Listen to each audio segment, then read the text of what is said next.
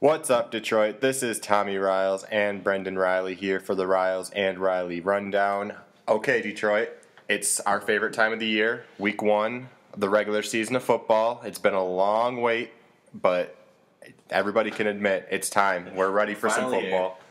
All right, week one, we are playing our Appalachian State, basically, the St. Louis Rams. It's not going to be that, but I'm just saying, I mean, if you're going to start the season out and you want a big win, you need to schedule or get one of these opponents on your schedule, and St. Louis definitely qualifies as one of these opponents, which, in a way, I'm going to ask you, Brendan, I feel like we lucked out, in a way, playing St. Louis week one, because a lot of times the playoff teams get screwed in the first week, and they have to play either Green Bay or it has to be a big game if you're a playoff team. I mean, look, Green Bay is playing San Fran this week. Dallas already played New York. I'd actually, I mean, don't get me wrong, Sam Bradford's got no one to throw to. I think that he has been really disrespected by a lot of guys. He's a first-round pick 2 years ago, and he had a great first year. Everyone was all high on him. In the second year, he struggled, and people think he sucks. I don't know why. I think he's got some potential. If he had some receivers, I think this is honestly a decent team. I don't think this team's a playoff team by any means. I think they're a better team than 2-14 that they were last year, especially with Jeff Fisher. He's got history. I mean, he's never been. And I don't believe he's won a Super Bowl. He's been there. He's been to the Super Bowl. He was the famous. But I expect them to make have a little bit better of a season this year. Maybe some upsets. But week one is generally not when you see the okay team make upsets. I think it's a pretty safe bet. I'll tell you what, if the Lions don't come out and win this game, you have a lot to worry about. People generally say, don't freak out about one game or over one loss. If you lose to St. Louis Rams, you got to get a little worried because then you're going into San Francisco next week. But we'll get there next week. I completely agree. I mean, if you start out you want to start the season at home with a win. I mean, it's just if you win week one, you get the momentum going into next week against San Francisco, like you said, and it could be huge. But if you get a loss, I don't want to say it could tear your season apart week one because it's obviously really soon. But I mean, if you lose to St. Louis, it's not looking bright for the next week. But I'm gonna start off with like a position battle. We're gonna kind of go down the line and do like a position thing first. First off, we got the quarterback, Sam Bradford, Matthew Stafford. I obviously give the edge this week to Matthew Stafford. I mean, the dude threw for 5,000 yards last year. A quiet 5,000 yards, if I can add myself, just because. And those quiet 5,000 yards bother me a lot. I mean, yeah. I understand the talk of this guy's not elite. I do understand that. I disagree with it, but I understand it because he's only had that 1 year. But people like you said, a quiet 5,000 yards. People are just disrespecting of that. I mean, that's been done 5 times in the history of the NFL, and there's been no joke quarterback to do that, I don't believe. And the funny part is it's been done 5 times, and 3 of them happened. Or was it 4 last year? It was either 3 and then... it might have been 3 and Eli was close. Just missed. Yeah. And I know Eli had 4,900 something, but yeah, I don't know. I mean, people are just... And people like to point, he's got Calvin Johnson. So your guy has a good receiver, so you automatically... Don't get me wrong. I mean, we both think he's one of, if not the best receiver in the game right now. Yep. But that doesn't throw you 5,000 yards. Of course, he had great stats. But if he wasn't there, now here's the other thing. People are saying if Calvin wasn't there, how good would this team really be? Who cares? Well, Calvin's give there. them a legitimate first receiver. But anyways, let's get back to this game. Yep. Clearly, you got the advantage there to Matt Stafford. Yep. Running game. This is kind of interesting. You've got St. Louis with basically Steven Jackson, and then you've got Detroit with Kevin Smith, and right now he's pretty much your starter. Unfortunately, no Mikel LaShore. Exactly, he's pretty much it right now. You got to give the Rams the advantage here. I mean, Steven Jackson, although he did have a down year a little bit last year, he has proven it more. We'll see. Maybe Kevin Smith will come out and surprise us. I mean, this is going to be a huge thing for our Lions this year. If Kevin Smith can stay healthy, I think he's going to have, which, I mean, I don't have too much faith in him staying healthy. But if he can stay healthy, I think he is going to have a very good year. Yep. But he's not Steven Jackson. Steven Jackson, for a while, was an elite running back. I don't know where he is in age right now, but he seems to be getting up there. He's had some injury concerns over his career as well. Yep. But yeah, you got to go with Steven Jackson on the running game. But I think we can both agree that as far as offense now, we've covered pass offense and pass and rushing offense, I think we can agree the Lions have a much higher advantage on passing offense than the Rams do on the rushing offense. Yeah, we'll go to receiving now, and we don't even need to discuss this. The Rams don't have receivers. Right. The Lions have Calvin Johnson, probably one of the best to ever play the game. Titus Young. Yep. I'm going to bring out a question here. You guys can feel free to answer this one on Facebook. For you guys who listen to the show, go ahead and comment on the link. Calvin Johnson this year in the Vegas odds. Right now the line is 12.5 for his touchdowns for the season. I told Brendan I could honestly see, with saying this confidently for the first time ever, I see this guy potentially having a touchdown a game. That's already 17 right there. Well, 16. Or 16 technically, but I'm counting him in the playoffs. But I mean, if that's 16 right there, you've already beaten the odds right there, and that's to say that he doesn't score multiple touchdowns in games. I don't think he'll get one in every single game. That's unheard of. But I could see him easily averaging one a game, because you figure he gets touchdown at least 10, 12 games. At least. Definitely. And you figure in those minimum 10, 12 games he gets touchdown, at least 2 or 3 of them he gets 2. Yep. So, I mean, that right there beats the odds, too. The only way he doesn't get 12, in my opinion, is if he doesn't stay healthy, or the Lions miraculously decide that they're going to run the ball and it actually works. Yep. Moving on to the defense now. The D-line, I'm going to give the edge to the Lions. I mean, as long as they come out and can play penalty-free, as they always have, or not, basically. I mean, last year was a complete joke with the defensive line. I mean, they were getting penalties, stupid penalties, if I might add, but it was the whole team. If they can clean up the penalties, they're going to be okay. But if this team stays smart and can stay on the field without getting the yellow flag thrown out there, this could be one of the most tenacious defensive lines in the game. The problem is, can they keep it clean? I mean, I'll pass that to you. I think the D-line disappointed some people last year, and I'm going to be honest, I think they'll disappoint you this year as well. I think that it's a very good D-line. I think what people don't understand is that 2 years ago when we were getting that pressure from the D-line, we were getting pressure from the D-line, but we were one of the highest blitzing defenses in the NFL that 2 years back. I don't think people realize we went from being one of the highest blitzing to the lowest blitzing. And I'm sorry, but we weren't getting pressure with 4 guys. 4 guys were able to handle the line fairly well, and about as good as 4 guys can, but we were blitzing. I really want to see those get that blitzing back, especially you'll start at week 1, get to Bradford. He doesn't have receivers. Stafford gets in trouble, he can throw it up to Calvin. Yep. Bradford gets in trouble, he can throw it up to who? Exactly. You watched that playoff game last year against the Saints. If you watch the first half compared to the second half, the first half, the Lions were getting debris. I mean, and you could completely see it in the score. And when the Lions get to quarterbacks, exactly. Even against elite teams, when the Lions are able to get to the quarterback, that's how they win ball games. 1 sack from Sue, or Fairley even, I'll throw it out there. If you get a sack from either of those guys, they're going to make the quarterback pay, and it's going to rattle them, and it could affect the next 3 to 4 drives, not 3 to 4 plays. This season, we're going to finally get to see, well, at least for the start of it, we're going to get to see the real rotation that we have on the D-line. Yep. I don't believe we have any serious injuries. There might be people with, the small things that you don't know about, but Sue's healthy, Fairley's healthy. Yep. You got Sammy Lee Hill, Corey Williams. You got all the ends, Averill, Bosch, everybody. So maybe the rotation, I mean, you got some very, very good D linemen, even in your backups. So that may lead to more pressure. One thing I want to talk about, and we'll move on, the cornerbacks. Clearly the Lions are weak, especially for those of you who don't know, Chris Houston's not... Chris Houston and Louis Delmas are both listed as doubtful for Sunday. Personally, I don't see Delmas being out there. Delmas didn't play a down in the preseason. He's been out of practice. Chris Houston's got a shot because he hasn't been out as long. I don't think he's been out more than a week. Regardless, though, you have 2 number 2 cornerbacks. Yeah. I really like the pickup of Drayton Florence a lot. We didn't get to talk about him last week, or I believe it was 2 weeks ago. We didn't get to talk about him in our last podcast, but you do have 2 number 2 cornerbacks now, and I would honestly I prefer Drayton Florence to Eric Wright. Yep. I'm going to throw it out there though. We got Drayton Florence via the pickup.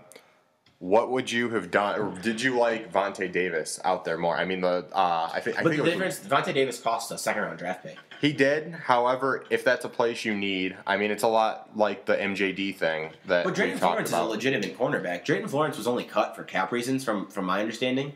He's getting paid $4 million a year, and he's getting up there in age, and the Broncos are looking to get younger. Yeah. But he was a legitimate cornerback last year, I believe, in Buffalo. Yeah, I agree. But I give the Rams the advantage in defensive backs. This year they went out and got Cortland Finnegan. Yep. And what'll be interesting to see is a guy that a lot of fans, including me for a short time, in our draft preview, I didn't say so, but they also got Janoris Jenkins. Yep. Everyone said this guy had talent to be one of the best players in the entire draft, but with his off the field and it was mostly off the field issues, he fell. It's not a major advantage in my opinion, but it's the Rams have the advantage in One cornerback. Big thing that helps Janoris Jenkins out. I mean, we said it all along. We did not want in our pre-draft show that we didn't want Janoris Jenkins or Drake Kirkpatrick just because of their off the field issues, because we had so many already. I mean, that's one thing we all love. If you don't have them, you can handle them in your we all love Jim Schwartz because he's a great on the field coach and stuff. But I mean, off the field issues have been a huge problem with this team. That's one thing Steve Fisher doesn't have on St. Louis. So I mean, you haven't heard anything from the Rams off the field issues or anything. So I mean, he's probably gonna clean that area up for Janoris Jenkins. I mean, he could be potentially one of the best D-backs in the league. I mean, if he has all this talent, like we were saying. Let's get to one of my favorite points in the game, and some people would argue it's not important. I maybe just believe this because I'm there on a regular basis. Let's get the crowd noise. Yeah, definitely. I know we're going to be making some noise out there. Yeah, we will both be there on Sunday. So I think it's a huge thing, especially in the Dome at Ford Field. Last year, week one is always it's exciting for opening day. Yep, last year against KC in week one, I mean, we completely rattled Matt Castle. I don't even remember if Matt Castle was in that game. I'm pretty sure he was in that game. But I mean, it was loud there. Coming off a playoff year, you could possibly see the exact same thing that happened with the Chicago game on Monday night. I mean, it's gonna be loud there as long as they don't lay an egg in the first half.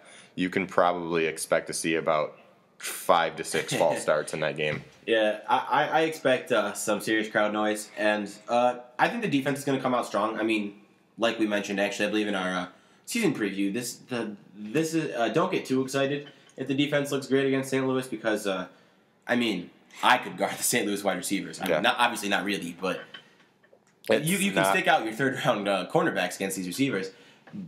And hopefully we get to see some of Bentley. I mean, I'm sure we will. Hopefully we get to see him show some good. But like I stated actually in our original preview for the whole season, I don't expect this to be a game. I mean, some people do, and I guess maybe I'm disrespecting the Rams a little bit too much here. I really do expect the Lions to come out here, probably win this game. If I had to give a prediction right now, I'm probably giving the Lions 30, 35 points-ish. Yep. The Rams 14, maybe 21.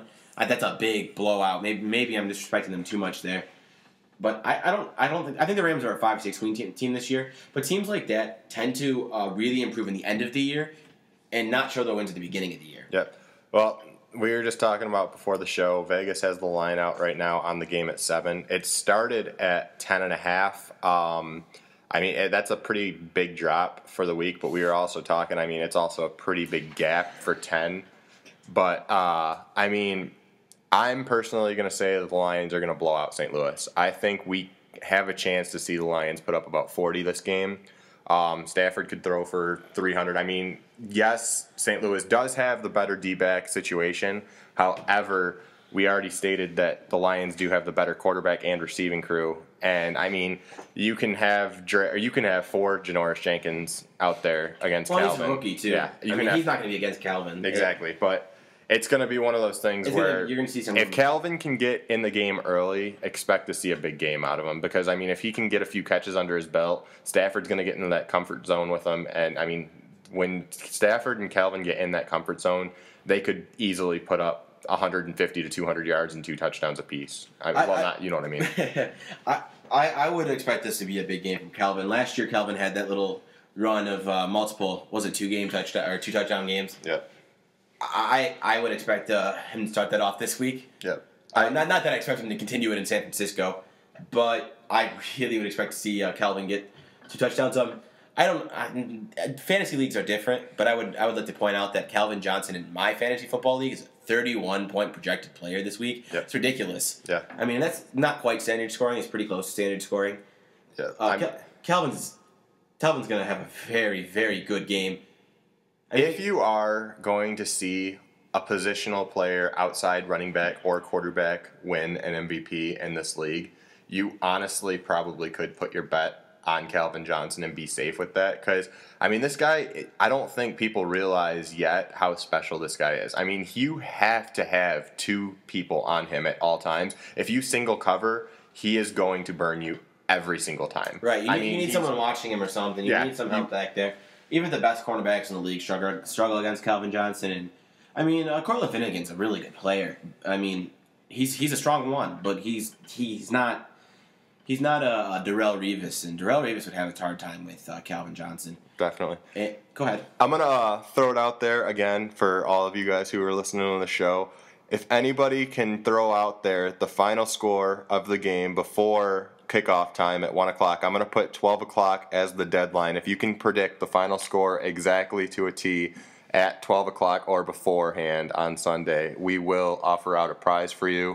Put it on the comment portion of the podcast, and we will get your information and stuff if you win.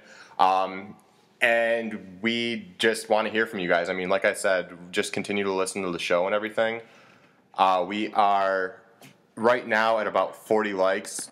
We do appreciate all of the fan feedback that we are getting, though. I mean, just keep telling your friends, though, because once we hit 100 likes, you guys are going to start seeing some more prizes go out. But enough with that. Let's go back to sports. You guys don't want to hear about that right now. You want to hear about our Lions football. So we're going to bring up now, again, something I wanted to discuss going into this. For the most part, we gave you our pregame. I don't think there's a whole lot to talk about with this game.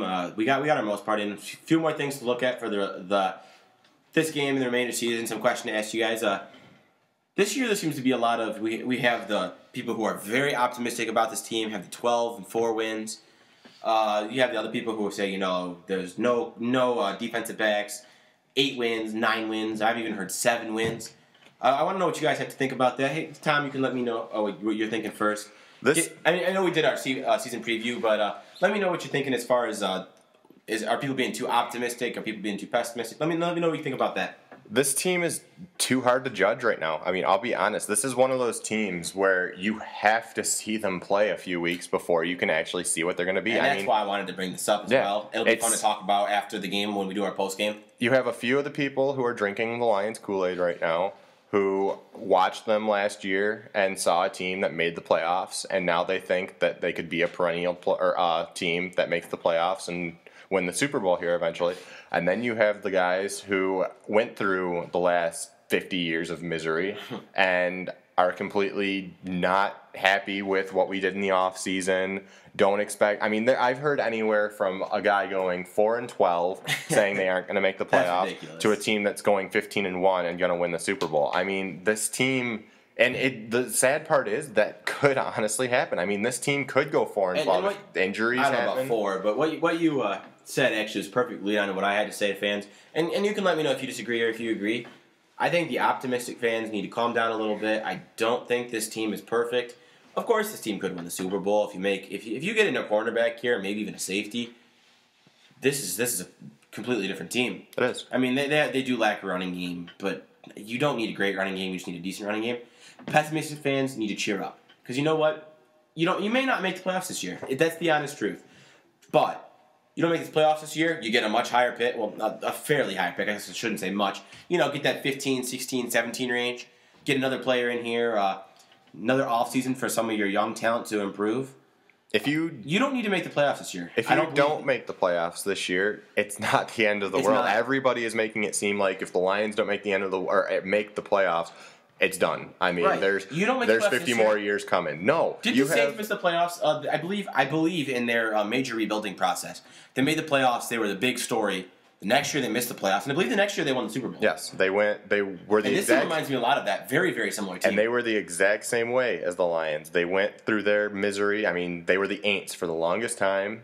They get Drew Brees, then they have the one great year where they went to the NFC Championship. Next year, missed the playoffs, and next year, all of a sudden, they're Super Bowl champions. Not saying that same route's going to happen, but this team reminds me a lot of them. But this team is not, just because you missed the playoffs in the NFL doesn't mean you're going right back to 50 years of misery. Just because this team does not make the playoff doesn't mean you have to go put bags over your heads again. This team is going to compete for division championships. They're going to compete for AFC or NFC championships. They're going to compete for Super Bowls. The biggest thing right now is you're playing in a division with the Green Bay Packers, arguably the best team in football. You're playing in a division with the Chicago Bears, arguably becoming the best or one of the best teams in football, and you're also playing as a team who arguably is becoming the best team in football. Right, it's a top NFC this year. But I think we can move on to one final thing to wrap this up. I guess it's going to be a little bit shorter show than normal. Preview, we'll be back again with the post-game shortly after either Sunday or Monday, I believe we'll be recording. Get that up Monday night at the latest. Matthew Stafford. We talked a little bit about it later. I'm really interested to see what you guys have to say. This is actually brought on by a debate I had last night. Like I said, I understand that Matthew Stafford's not elite talk. I had some people throwing some names that I couldn't believe in front of it. I just want to hear what everyone has to say. Maybe I'm the crazy one. I'm willing to admit that. I heard names like Matt Ryan, which he did later on admit was probably not a fair one. But Philip Rivers, I don't agree with. Tony Romo, I don't agree with. What do you guys think about Matt Stafford? I know we all think he's good. I know we all think he's probably going to be elite. I think everyone has that faith he's going to be elite. Did he show you enough last year to say he's elite now? Do you say, we had Calvin Johnson, not fair? Do you say he's just not there yet? I personally think 5,000 yards and 40 touchdowns are elite numbers. I don't care if you have Calvin Johnson.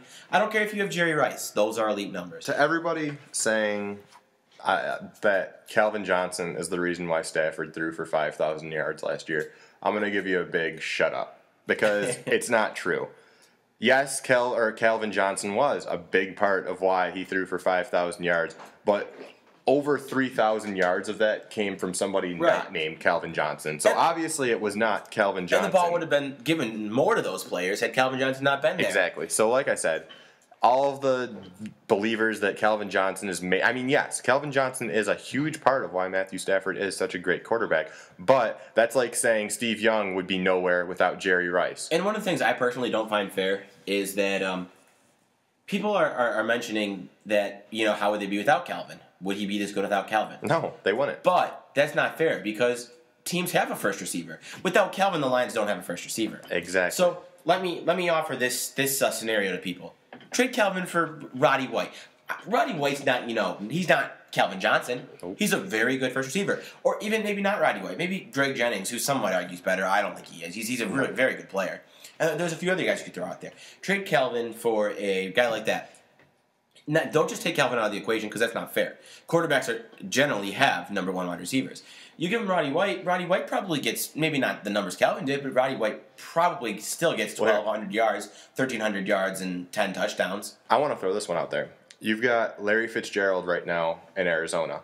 If it's all Calvin that's making Matthew Stafford who he is, doesn't that mean Kevin Kolb people don't think that Calvin's the only reason Stafford's what he is. But most people are willing to acknowledge that Stafford's a very good player. But if you're going to call him elite because of what Calvin's doing, you can't do that. Like I said, if you're going to do that, then you have to look in Arizona. Because Larry Fitzgerald, if there were anybody who ought to even put on the same pedestal as Calvin Johnson, it would be Larry Fitzgerald. And you see what happens. Yes, Kevin Kolb and Skelton are not as good as Matthew Stafford, period. But if it's the receiver that makes the quarterback, they should be a lot better than battling for a first-string quarterback position right now. I guess I disagree there with you because I don't think people are I think it's a different comparison.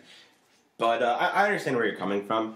I just think it's different because Larry Fitzgerald can't make a bad quarterback amazing. People are not trying to suggest that Calvin is the only reason Stafford is what he is. And most of these people, I think, like I said, do believe Stafford will become elite. They don't believe he's there yet, which is an understandable thing. It bothers me that people just disrespect his 5,000 yards because that hasn't been done before. Yep. Well, it looks like there's only one solution to this. So here's my we question. might have to trade a 7th-round draft If you pick for put Calvin Larry Fitzgerald. Johnson, on Aaron Rodgers' team or Drew Brees' team, which I think people will agree they're elite, do they throw for 6,000 yards? Do they throw for 7,000 yards because he's so great? Exactly. 5,000 yards is 5,000 yards. No matter who's on your team. There's a reason why they're called number one receivers. Aaron Rodgers has Greg Jennings. Drew Brees has Marcus Colston. Philip Rivers Or even for the Jimmy Graham. Yes, Rivers for the longest time had Vincent Jackson. Every great quarterback has a great receiver. It's not our fault that we just happen to have the best wide receiver out of everybody. But we threw that question to you guys. You heard our week 1 wrap up. We'd love to hear what you guys think. I'm going to throw it out. One more question for you guys, just to make sure you're paying attention. Over under this year on how many yards Stafford's going to throw for. I'm going to set it at 4,600. I'm going to take the under on that. I have him about 4,200. I'm going to put the over on it. I think he can throw for 47 this year. If they're a playoff team, like I do think they could possibly be, Absolutely. I'm gonna throw it out there. If he throws for over 4,600, I say they're in the playoffs. He throws for under 4,600, I say they're going to be. If you approach 5,000 yards and don't make the playoffs, that's sad. Yep. Something's really wrong on the defense. But we would like to thank all of you guys for listening to the Riles and Riley Rundown. This has been your Week 1 podcast preview of the St. Louis Rams. Hopefully, we're coming back Monday with no voice and a Lions victory, but hopefully it's the latter part of that.